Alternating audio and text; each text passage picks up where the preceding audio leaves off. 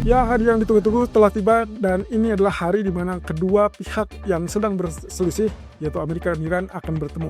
Tapi sebelum itu, ada beberapa ulasan yang mungkin perlu kita ketahui, termasuk salah satunya adalah pidato kenegaraan dari Presiden Trump tadi pagi yang sempat kita dengar. Intinya sih sebetulnya ya penyampaian terkait dengan pencapaian dia dalam 1 tahun menjabat, lalu kemudian ada disinggung juga terkait dengan Iran dan mungkin sedikit petunjuk tentang nasib Iran berikutnya. Ini dia ulasannya. Oke, faktor penggerak market pertama datang dari pidato kenegaraan Trump yang baru saja selesai. Jadi ini salah satu yang mungkin ditunggu-tunggu karena pasar ingin tahu apa yang sedang dibicarakan oleh Donald Trump untuk nasib Iran.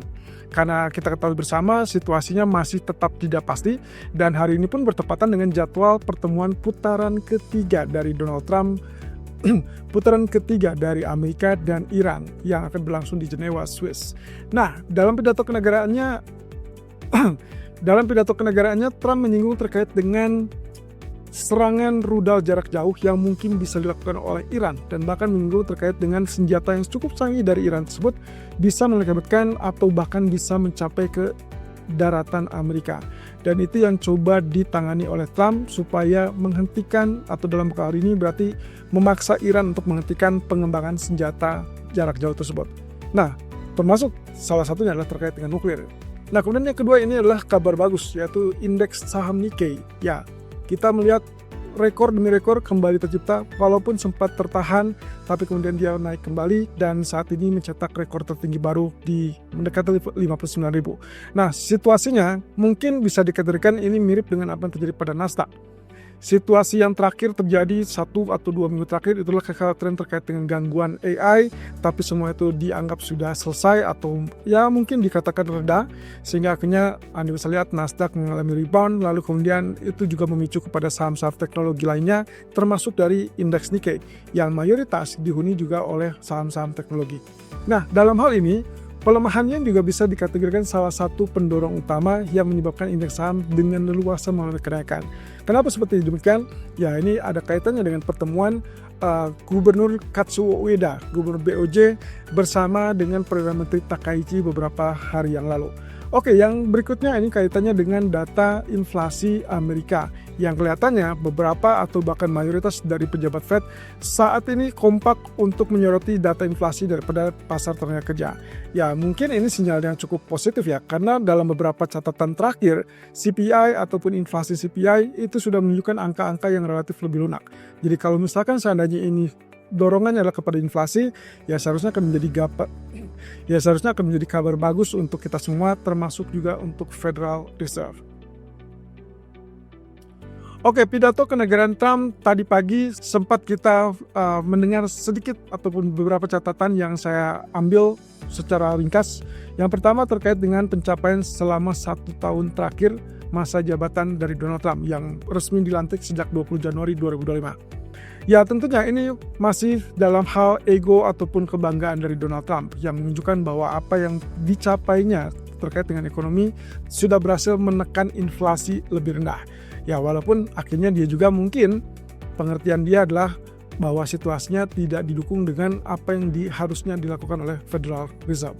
Nah, kemudian yang kedua adalah kaitannya dengan pencapaian-pencapaian lainnya, termasuk penangkapan Nicolas Maduro beberapa waktu yang lalu, dan ini juga kaitannya dengan Iran. Dan inilah yang ditunggu-tunggu oleh para pelaku pasar. Dalam pernyataannya, Trump membahas terkait dengan apa yang terjadi pada Iran.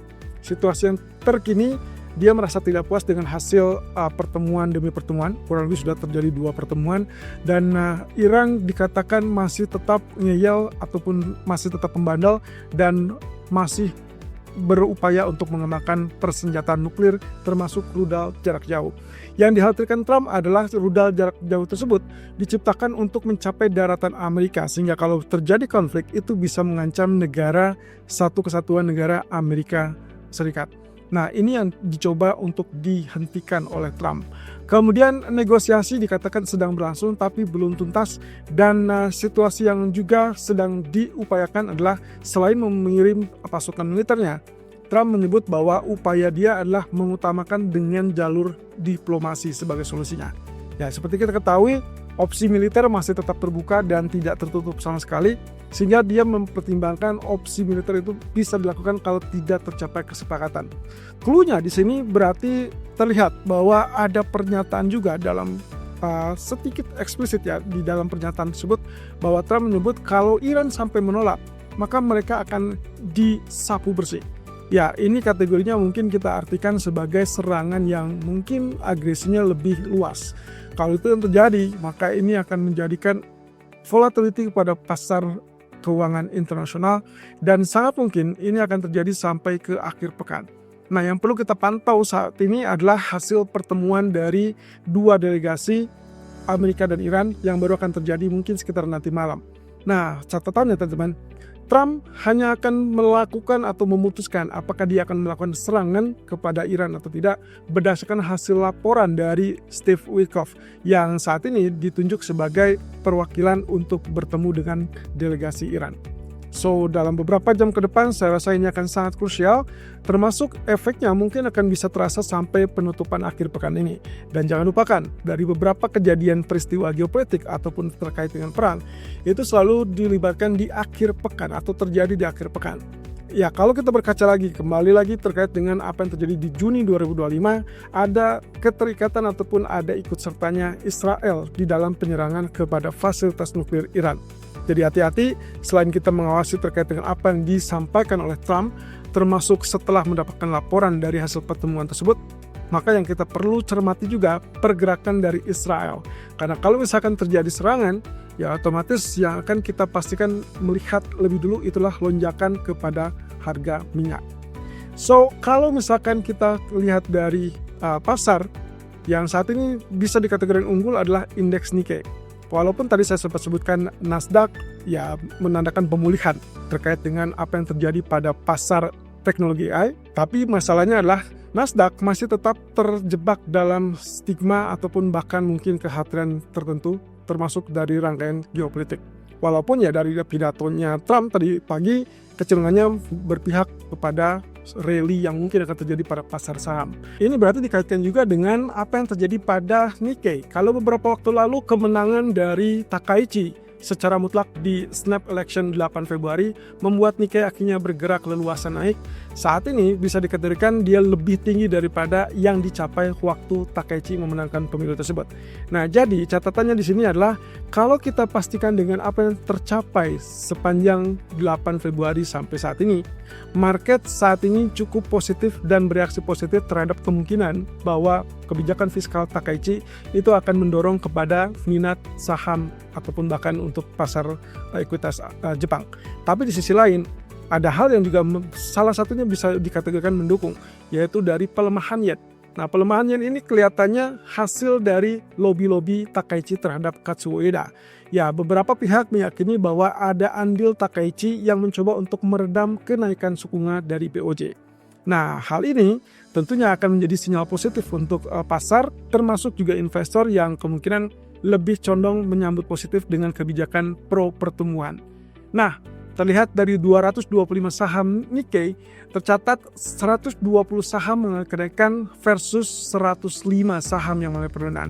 Ya, saya rasa ini akan menjadi peluang juga untuk kita semua dalam beberapa waktu ke depan. Kalau memang ternyata kebijakan Takaichi itu akan dimunculkan, maka hampir bisa dipastikan kita akan melihat all time high baru dari Nikkei. Berbeda cerita, mungkin di bulan Maret kita juga harus waspada dengan kebijakan BOJ yang kecenderungannya bisa atau masih tetap terbuka untuk menaikkan suku bunga. Tapi kalau misalkan lobby-lobby Takaichi berhasil kepada Katsuo Ueda kemarin, saya rasa mungkin di bulan Maret kita tidak akan melihat adanya kenaikan suku bunga. Ya, walaupun dari mantan gubernur BOJ mengatakan bahwa BOJ bisa saja melakukan pemangkasan 2 kali di tahun ini dan juga di 2027. Ya, kita tinggal tunggu saja perkembangannya. Yang jelas kalau misalkan kenaikan suku bunga itu bisa mencegah ataupun bahkan bisa kategorinya mungkin menghambat kenaikan, maka diharapkan hambatan tersebut tidak akan terlalu jauh. Nah, di sisi lain yang kita lihat dari pernyataan para pejabat Fed ini adalah dua pentolan yang kategorinya mungkin lebih sering didengarkan oleh para pelaku pasar. Raphael Bostic dia lebih kecenderungannya bersikap hawkish dalam beberapa pertemuan terakhir, sementara Goldsby sebetulnya agak netral. Dia ada berimbang, dulunya lebih dikenal dengan statement-statement yang lebih kepada dovish, tapi kemudian bergeser kepada sisi netral. Ya, walaupun dengan demikian, keduanya sama-sama kompak menyoroti masalah inflasi. Bagi Bostic, secara struktural, menurut dia Amerika sedang berhadapan dengan kemungkinan tingkat pengangguran yang lebih tinggi. Ya, walaupun kemarin kita lihat ya dari 4,3 turun ke 4,2. Nah, tapi dalam hal ini Bostic mengingatkan sebaiknya Fed tetap fokus dengan masalah inflasi saja, walaupun terdapat produktivitas yang mengalami peningkatan. Artinya di sini kalau kita lihat sepertinya Bostic walaupun dia hawkish, dia memberikan indikasi kalau memang dia bisa saja fleksibel, terutama kaitannya dengan inflasi yang relatif lebih rendah. Di sisi lain, Goldsby lebih menekankan bahwa dia butuh bukti lebih lanjut bahwa inflasi kemarin penurunan itu ke 2,4% harusnya konsisten. Kalau itu terjadi dan itu bisa dikategorikan memihak kepada pemangkasan suku bunga, maka Goldsby bisa saja bergeser ke sisi dovish. Nah, di sisi lain, Goldsby juga mengatakan bahwa dia cukup yakin bahwa ini masih bisa membuka kesempatan untuk Fed melakukan pemangkasan suku bunga di tahun ini. Tapi catatannya tadi, yaitu masalah inflasi yang harus dipastikan lebih rendah. Terkait dengan beberapa waktu lalu masalah pandemi, dia merasa bahwa semua pihak patut disalahkan terkait dengan inflasi yang mengalami lonjakan. Ya, walaupun dengan demikian, kita masih tetap belum bisa memastikan apakah keduanya ini akan memberikan isyarat penting untuk FOMC Maret. Tapi yang jelas di tanggal 18 Maret nanti, semua masih tetap 50-50, walaupun ya dengan catatan, pasar saat ini tidak mengharapkan adanya pemangkasan di bulan Maret, melainkan mereka ekspektasinya di bulan Juni, karena itu berarti menunggu sampai Kevin Warsh memimpin Federal Reserve. Oke, kita lihat dari sini terkait dengan rencana pertemuan Amerika dan Iran. Ya, kemungkinan clue-nya kita baru akan dapatkan malam hari atau maksimum mungkin besok pagi, karena akan dilakukan ya mungkin hari ini waktu Jenewa atau Swiss. Nah, satu sisi kalau kita perhatikan dari apa yang terjadi di minggu lalu atau di minggu sebelumnya, dalam putaran kedua, Steve Witkoff mengatakan ragu-ragu atau pesimis terkait dengan tercapainya kesepakatan karena ada gap pandangan ataupun kesepakatan yang mungkin terlalu jauh dari pandangan Amerika ataupun dari pandangan Iran. So, kalau misalkan melihat dari situasinya, berarti banyak orang yang juga agak ragu bahwa Iran akan mengikuti apa yang diinginkan oleh Amerika. So, kalau begitu, Trump mungkin akan menunggu laporan dari Steve Witkoff. Kalau seandainya Witkoff mengatakan tidak ada kesepakatan dan masih terlalu rumit, maka pilihannya akan ada di tangan Trump. Apakah dia akan mengulur waktu kembali sampai mungkin 15 ataupun bahkan deadline ya sampai 10 ataupun 15 hari ya. Tapi kalau misalkan tidak, maka hampir bisa dipastikan dia akan memberikan restu kepada Israel untuk melakukan serangan tersebut. So, saya pilih di sini no deal dan deal. Kalau no deal berarti pertanda eskalasi ataupun peningkatan terkait dengan risiko geopolitik akan meningkat, dan itu akan berarti membuat oil yang paling utama berpotensi naik di atas level $70 per barel dengan sangat cepat. Dan imbasnya, safe haven emas tentunya akan mulai kenaikan 2 kali lipat dari sebelumnya. Yang saya rasa kita berarti 5250 akan ditembus dan sangat besar kemungkinannya mencapai 5300 atau bahkan lebih tinggi. Nah, sementara pasar saham yang sebetulnya sedang pemulihan mungkin kembali ditekan gara-gara efek eskalasi tersebut. Sebaliknya, kalau ternyata terjadi kesepakatan, maka kita artikan itu adalah deeskalasi atau meredanya semua ketegangan geopolitik, dicatat atau ditandai dengan kesepakatan antara kedua belah pihak secara resmi. Kalau itu terjadi, berarti kita tidak akan melihat serangan militer. Oil akan berpotensi turun di bawah $60 per barel secara cepat. Emas pun dengan demikian akan sangat mudah dengan cepatnya turun di bawah level $5.000. Nah, sementara saham kemungkinan akan kembali lanjutkan pemulihannya. So, kira-kira apakah ini akan terjadi perang atau tidak? Ya, tidak usah menebak karena kita masih tetap harus menunggu petunjuk dari Steve Witkoff.